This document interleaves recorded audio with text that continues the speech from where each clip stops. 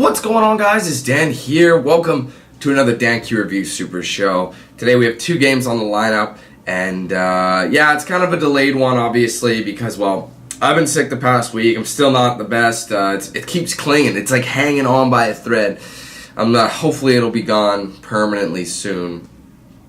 But I gotta suck it up for now. But I had to get this review done. Today is actually Mother's Day, so I just want to extend a little Happy Mother's Day to all those mothers out there. And yeah, let's get on with the review. So first game up on the lineup, I almost called it Dead Rising. I was like, wait, what game is this again? Dead Island Riptide. Sorry about that. Dead Island Riptide. Before we get into the game, let's start with the summary real quick. Dead Island Riptide is available on Xbox 360, PlayStation 3, and PC. It is an action role-playing game and survival horror. Yeah, it is technically an action role-playing because there's a level-up system and what have you. Anyway, it is developed by Techland and published by Deep Silver. Alright, what do we got to say about Dead Island Riptide? Now, this game, having played the first one, I knew for a fact this game had to be done co-op. Like, this is one of those games that absolutely has to be done co-op. It's like you'll have way more fun playing it than any other game, you know, like than doing it single player.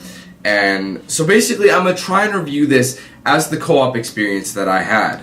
So, as a co-op experience, well, actually, before we get into that, really, let's talk about the game itself.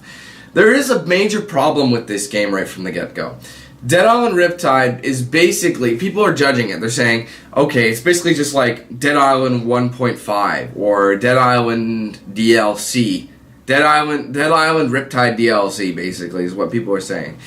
Or expansion pack.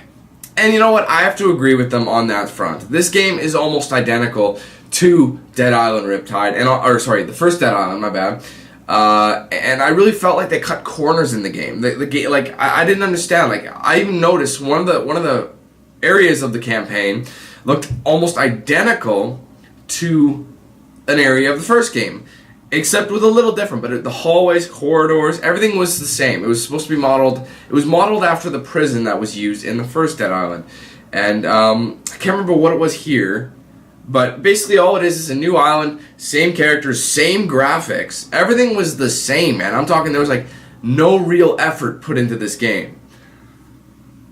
So therefore, I didn't think it was as good. It didn't do as well upon seeing it. Like obviously, okay, so the similarities. There was not just the similarities, like almost everything was identical. And I'm not just talking like the gameplay, the graphics, everything just seemed old. Not just that, but the bugs. There were still bugs present. I don't know if you guys remembered, but I had to give the first Dead Island a lower score because the bugs were too out of control and it got really ridiculous, even though I had a lot of fun playing it co-op. And that hurt the game's score.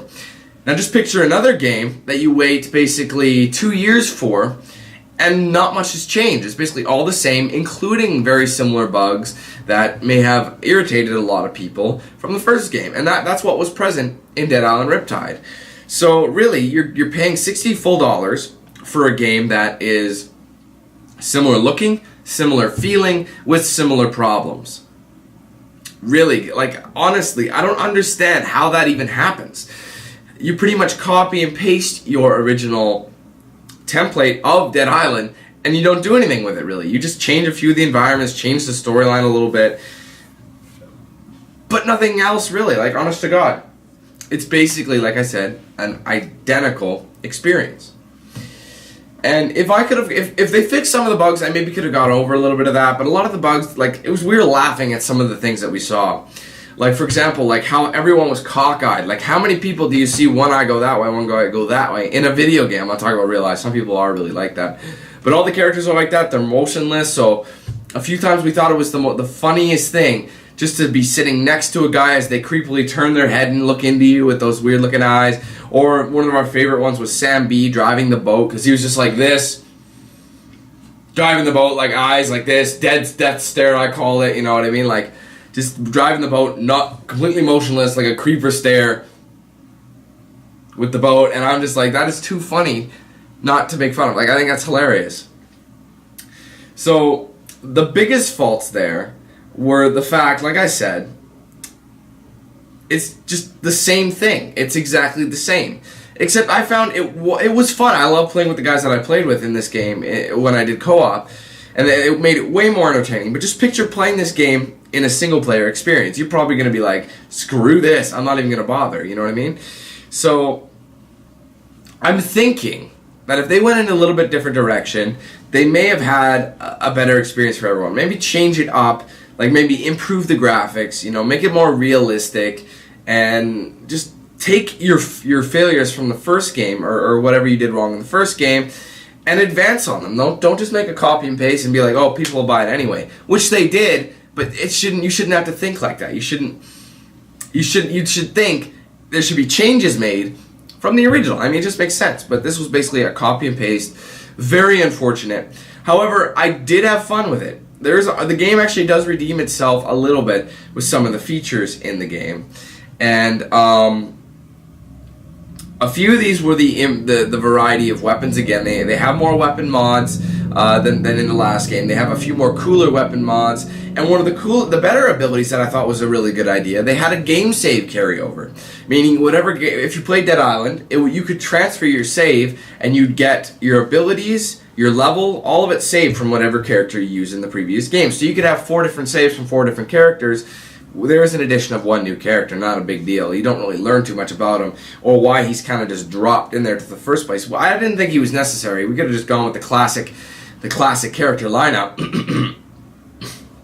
and it wouldn't have made a difference. Although it would give you a new character to try out, I guess. It's not something to write home about, really. So, like I said, that does make it more interesting because you don't have to try again and just keep having to restart and get all your abilities back. You have them and you're ready to kick some ass in this game, and I thought that was cool. But that also kind of makes it seem, oh damn, it's pretty much running off the same thing. It's like the same game, like literally the same game, same upgrades, same everything. That's why it carried over. There's nothing new to upgrade. It's all the same. So really, Dead Island Riptide, it's not. I don't think it's worth the money. You might as well pick up the first game right now. Cheaper, you get the same experience. This is just an updated thing. People may not be playing the first Dead Island anymore, but it has at least the originality from this is nothing new. It's all the same. I'm gonna break this down for you really quick though. The game is okay. Basically, from what I've been saying, it's a complete copy and paste of the original Dead Island. They changed up a few of the environments and story, but really everything gets like boring. Like even the side quests. They used to be kind of interesting. They used to be different. Now they're just like collectibles, or they're just not as fun. They just seem kind of tacked on. Like we didn't even bother doing them. We just powered through the story campaign because that was what we thought was the most fun. And like I said, co-op is the way to go. If you're gonna play co-op, you're gonna have a hell of a lot of fun with this game. Trust me. If you do it single player, probably gonna be kind of a little bored out of your skin. So I did like this co-op. That's probably one of the reasons I bump up the score a little bit. Not the best, but you know what? There really isn't much to be said other than Dead Island Riptide is a pretty much copy and paste version of the original Dead Island released in 2011. So you have the old outdated look and the really cheesy, unrealistic features of the characters, and you know just the lackluster gameplay of it now. I mean, a lot of fun, but it falls on its face at the same time. I just can't explain it unless you've experienced it yourself. Just that one feeling. It's fun with people. That's what makes it fun. Like killing people in these ways that Dead Island does. Same experience 2 years ago, people. So that's an unfortunate thing for me. So therefore, I'm going to rate Dead Island Riptide a co-op recommended. Probably the only way you're going to have fun is with co-op. And, well, I mean, some people are different than me, but that's my perspective. I think it probably would be ridiculously boring single player. But anyway, with co-op, and this is with co-op and the fun I had, Dead Island Riptide gets a 6 out of 10. Above average because it is still fun. Don't get me wrong, it's still a fun game.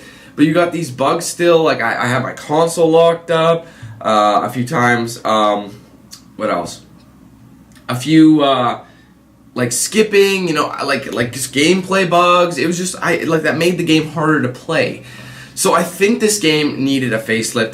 They had 2 years to work on a new title, and they pretty much just did. Oh, here's Dead Island EXE, copy paste, change it up just a little bit. It's like someone modded it, you know. So if this was a DLC or an expansion, that would make more sense, and then the game would get a better rating if it were me. But Unfortunately, that's not the case. So that's Dead Island Riptide, 6 out of 10. Not bad, pretty fun. If you want a good experience, you've never even played the first Dead Island, so you can still pick this one up, although you'd be a little confused with the storyline.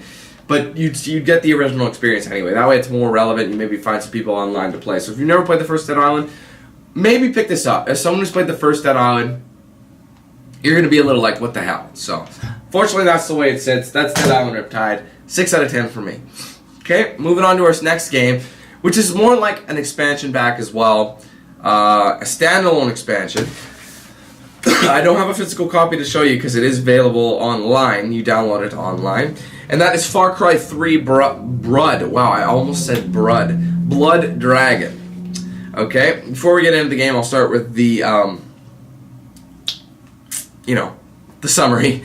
Blood Dragon is available on PS3, Xbox 360, and PC. It is a first-person shooter and action-adventure game developed by Ubisoft Montreal and Ubisoft Shanghai and published by, well, Ubisoft. They're too big. They got their own thing going on. Okay, so what's Dead Island? Or Dead Island? No, we're done. You stay over there. Stop coming back in my head. The Dead Island's done. Far Cry 3 Blood Dragon. What is the premise behind it?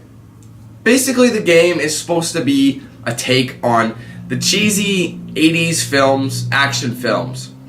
So you got the classic 80s music, the classic 80s like tech, so like we're dealing with cyborgs here, and you got the classic 80s like storyline and cutscene or whatever, like games from the 80s, how you had text out, writing out in a small box over a big black background. Just like that. It's that the whole thing is trying to be a parody of an 80s film. And at a $20 price tag, you're basically getting a roughly single play. If you go strictly campaign, like just the story mode missions, you're probably looking at about 4 or 5 hours. Probably about 5 hours of gameplay in terms of a campaign mode, okay? I did try to do everything mission related. I did all the hunting missions. I did all the, all the rescue missions, like hostage rescue missions. I think those are the only two. From the original Far Cry 3, there were a few more that you could do, but that game was like a full game. I also captured every single outpost on the island. I know I did everything. The only thing I didn't do was do all the collections. They have more things you can collect if you want. Now, the storyline in this game was really funny. I loved it. I thought they were really, they were comical with the game. They had their jokes, basically, because the whole thing was a giant parody, but they had their jokes on these films and, like, tons of references to these 80s films. Like, they reference Predator, with Arnold Schwarzenegger. Damn, I'm just trying to think of the other movies they reference. They reference so many, nothing's coming to mind. They even reference a few recent things, like a few recent films or internet things. It was just like a giant parody on this, and it did it so well.